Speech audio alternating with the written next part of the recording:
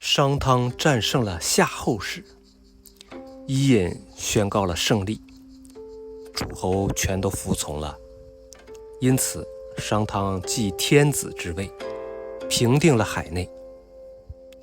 商汤征伐回来，到了太卷的时候，钟会写下了诰命。钟会姓任，薛氏，名叫来柱，字钟会。西仲12世孙，薛姓的始祖。薛邑人，薛邑就在今天的山东滕州市官桥镇薛国村。他是商朝的开国元勋，杰出的政治家、军事家。24岁时继任薛国的君主，大力发展生产，后来投靠了成汤，担任左相之职，成为灭亡夏朝的主要功臣。他发布了钟会之诰，辅佐商汤成就了大业。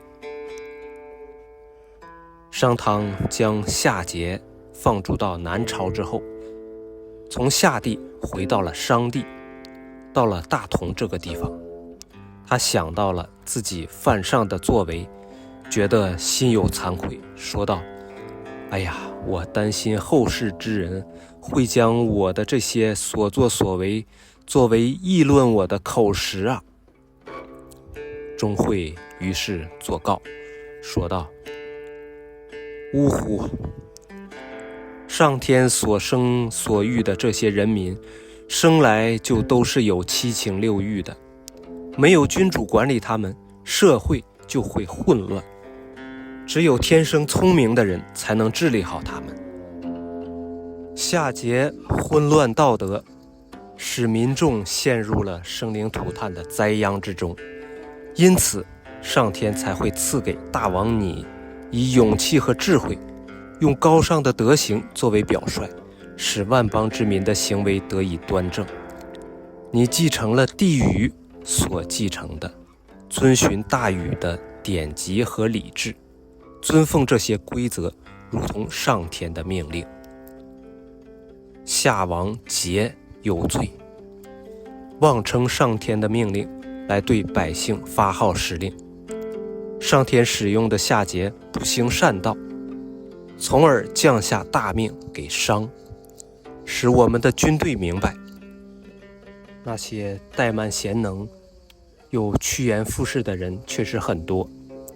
从我们商国在夏朝立国开始，他们就把我们商人看成是禾苗里的杂草和谷粒中的糠皮。我们大大小小的人都战战兢兢，没有不担心自己会无辜受刑的。何况我们商人的道德和家言能够感动人心。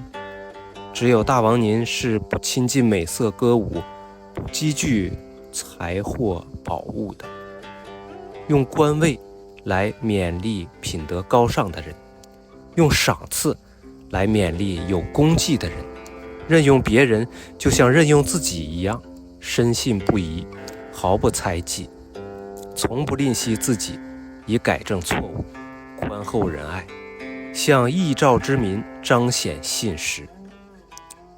葛伯与帮助过他们的人为仇，你的征伐就从无义的葛国开始。你向东征讨，西边的夷人就埋怨；向南征讨，北方的敌人就埋怨，都说为什么把我们落在后面呢？民众都盼望着你前去拯救，都举家相庆，说等待着我们的君王吧，君王来了，我们就有新生了。民众拥戴商国已经很久了，帮助贤能，辅佐有德，显示忠诚，推举良善，兼并弱小，攻击愚昧，兼并动乱之国，贬损亡国君主，推翻亡国之君，巩固可存之主，国家就会繁荣昌盛，道德每天都更新，天下万邦都存于心胸，心里自满自足，亲朋也会背离。君主勉励于大的德行，在百姓中树立起品德，用道义来控制事物，用理智来约束人心，使之传世子孙后代。我听说，能够自己主动请教，从而谦虚地向他人学习的人，可以称王。说别人都不如自己的人，会失败灭亡。谦虚好问，知识就会越来越丰富；自以为是，知道的就会越来越少。呜呼！要谨慎结局，从开始就要做起，使理智崇高而得到遵行，轻负昏庸暴虐的君主。只有恭敬地崇尚天道，才能长久地保有天命啊！商汤称王13年后去世，他一共活了100岁。